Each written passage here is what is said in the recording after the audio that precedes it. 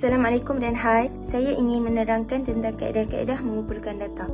Kami menggunakan kaedah kuantitatif iaitu menjadikan Google Form sebagai medium utama dan menyebarkannya melalui aplikasi WhatsApp.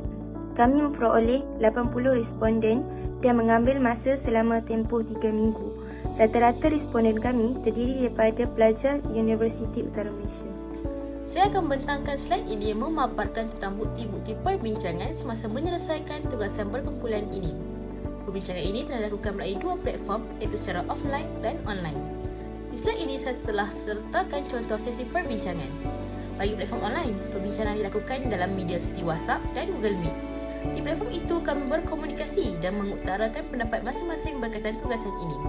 Manakala bagi platform offline iaitu perbincangan secara bersemuka, kami melakukan perbincangan di dalam kelas dengan dibantu oleh pensyarah.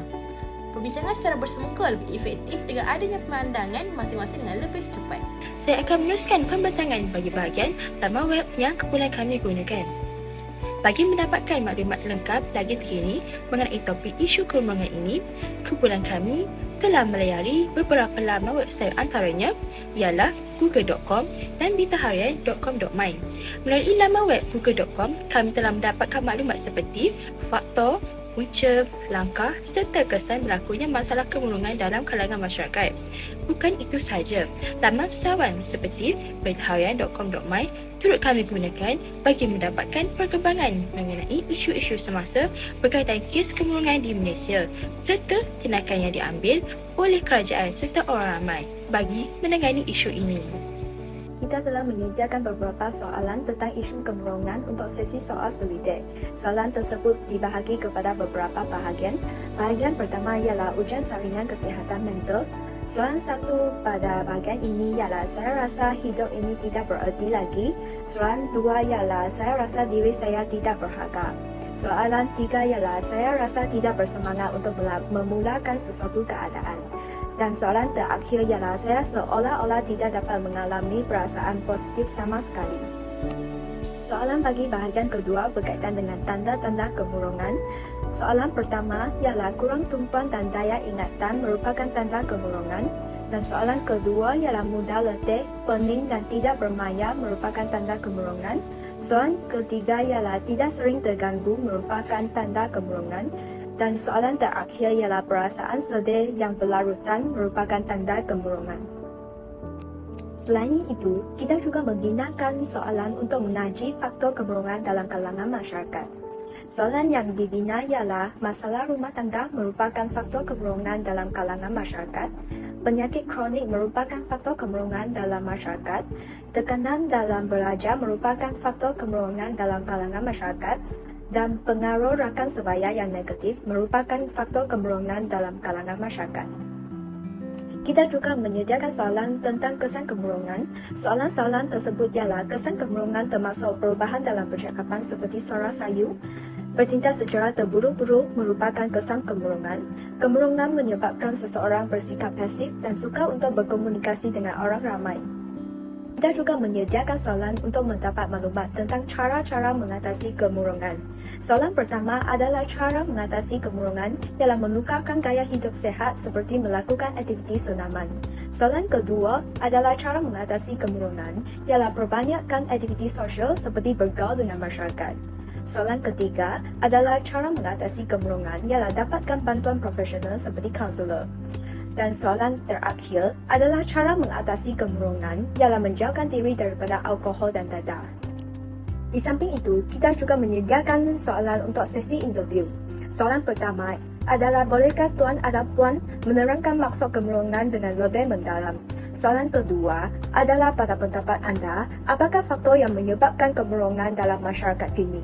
Soalan ketiga adalah pada pendapat tuan atau puan, apakah tanda-tanda kemurungan yang paling serius? Soalan keempat adalah apa kesan sampingan kemurungan? Soalan kelima adalah apa langkah-langkah yang anda fikir boleh diambil oleh masyarakat, kerajaan atau agensi-agensi lain untuk mengatasi isu kemurungan dalam kalangan masyarakat? Dan soalan terakhir adalah adakah anda rasa kemurungan perlu rawatan yang rapi? Assalamualaikum dan selamat sejahtera doktor dan rakan-rakan sekalian. Saya akan membentangkan soalan sebelum dan selepas disemak oleh pensyarah bagi soal selidik berkaitan persepsi masyarakat terhadap isu kemurungan yang dihasilkan melalui Google Form. Sebelum pensyarah menyemak soalan yang dihasilkan oleh kumpulan kami, soalan dihasilkan berbentuk ayat tanya dan jawapan yang disediakan adalah dalam bentuk objektif yang akan dipilih oleh responden. Setelah disemak oleh pensyarah, kami telah membuat penambahbaikan iaitu ayat tanya dijadikan ayat penyata dan jawapan kepada responden ditukar kepada 5 peringkat skala iaitu dari sangat tidak setuju kepada sangat setuju. Dengan itu, kami telah membuat penambahbaikan kepada semua soalan setelah mendapat nasihat dan cadangan daripada pensyarah. Saya akan membentangkan cabaran yang dihadapi sepanjang menjalankan tugasan yang diberi.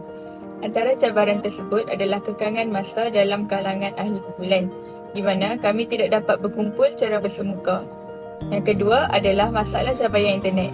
Ini menyebabkan kami sukar untuk berbincang secara online bagi menyiapkan tugasan. Akhir sekali adalah kesukaran untuk mendapatkan data untuk tajuk tugasan kami. Sekarang saya akan menyatakan solusi yang diambil bagi setiap cabaran yang kami hadapi sepanjang menjalankan tugasan yang diberi. Bagi cabaran kekangan waktu, solusi yang kami ambil adalah kami menetapkan masa yang sesuai untuk berbincang dengan setiap ahli kumpulan kerana setiap ahli kumpulan mempunyai masa lapang yang berbeza. Seterusnya, solusi yang kedua bagi cabaran masalah capaian internet ialah kami mengambil keputusan untuk berkunjung ke student lounge dan perpustakaan kerana di situ mempunyai akses internet yang baik. Akhir sekali, solusi bagi cabaran dalam mengumpulkan data ialah kami telah membuat Google Form untuk tinjauan dan kami telah kongsikannya pada semua platform di media sosial bagi memaksimumkan jumlah orang yang menjawab. Bagi memastikan kelancaran perbincangan dalam kerja khusus falsafah kami telah membuat sesi konsultasi dengan Dr. Hanani sepanjang tempoh pembelajaran. Kami telah membuat sesi konsultasi melalui 2 cara, iaitu melalui aplikasi WhatsApp dan secara face-to-face. Melalui WhatsApp, saya telah mewakili kumpulan saya untuk bertanya doktor tentang projek infografik kami. Kami juga telah membuat konsultasi dengan doktor semasa waktu lecture.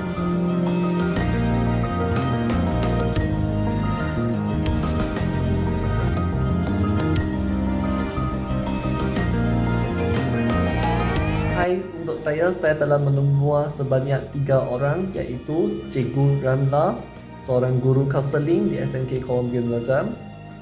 Selain itu, Puan Syarima Ruwanda binti Abbas, iaitu pensyarah di SAPSP UUM, serta saudara Long Jack Lee, pelajar sarjana muda pendidikan dengan kemudian bimbingan dan kaunseling.